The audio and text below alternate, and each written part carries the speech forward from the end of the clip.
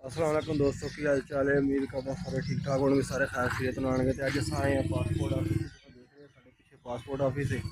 तो असा पासपोर्ट बनने वास्ते दिता है जो साडा टाइम सीगा नॉर्मल टाइम सीगा हैगा 1 महीने का टाइम दिता है इन्होंने।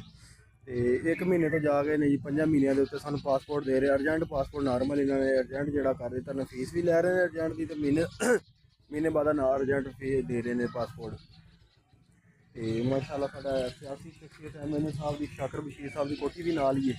तो कोई पुछ गिछ नहीं हो रही जी, जोड़ा आ रहा यही टाइम दे रहे हैं। 5 महीनों का टाइम दे रहे हैं। पासपोर्ट का फीसा अपन नॉर्मल लै रहे हैं, अर्जेंट फीस लै रहे हैं 11-12 हज़ार रुपये सरकारी। तो पासपोर्ट जोड़ा वो दे को नहीं रहा जी। और मैं फोटो लव कर देना नाल, फोटो देख लिया तो फिर गल करे जी अगली। पासपोर्ट वाले जोड़ा बंदा आ रहा इतने दलील हो रहा ने, उन्होंने कोई नहीं सुनते पे ना कोई देखते पे है। पिछे ही काम हो रहे हैं पासपोर्ट ऑफिस साडा जोराबाद जिला पंजाब।